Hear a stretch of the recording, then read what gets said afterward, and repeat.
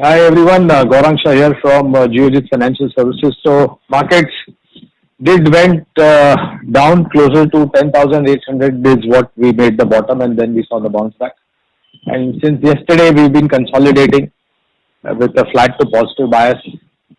At least as of now, there is some minor downward trick on the Nifty and Sensex.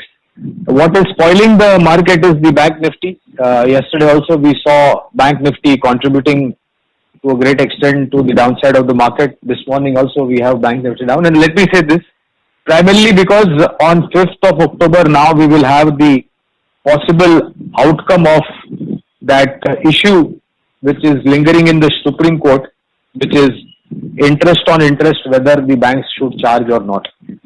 So I hope that on 5th of October, the Honorable Supreme Court does come out with the decisive judgment, and it is delivered so that uncertainty is away from the path and we have to focus on the growth trajectory.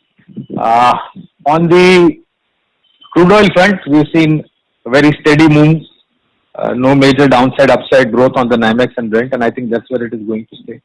And as far as rupee dollar is concerned, we are closer to the higher end of the rupee against the dollar, that is 73.84 as of now as I speak to you.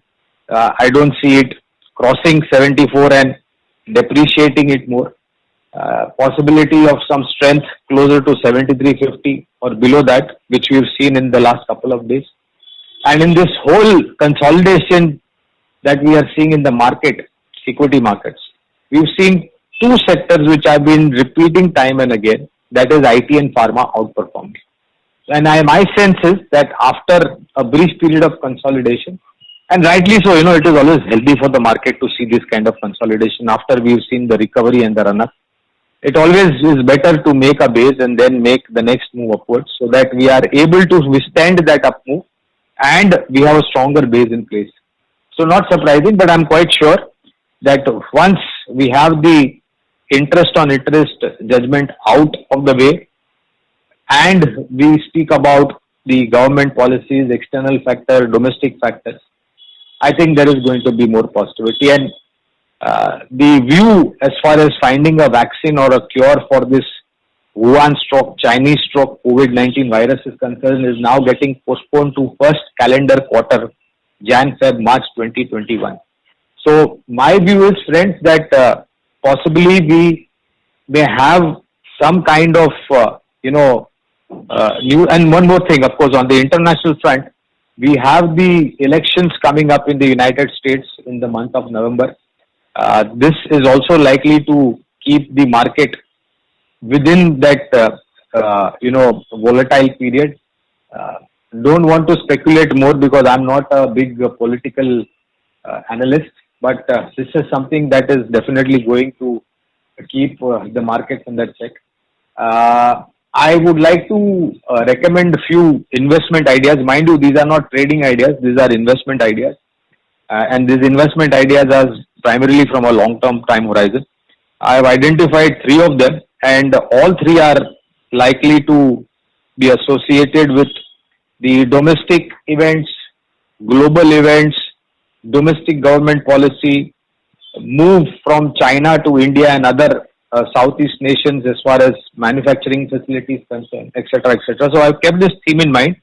The first one is from the Fertilizer Pact. This is a private fertilizer, largest fertilizer manufacturing company based out of South, that is Coromandel International. Long-term targets of 940. The second one is from Specialty Chemicals, which is PI Industries, target of 2,460. And the third one is from the life insurance sector, which is 20. Now, all these targets are with at least 1.5 year plus kind of time horizon. So please bear in mind. And if you do get opportunity to buy these stocks, or if you, and my humble request is that please do some homework at your end and then start getting invested after you are satisfied and after you have gauged your risk appetite. But don't invest all your money at one time. Make an initial investment of 25-30%, and then on dips you can go on adding these stocks.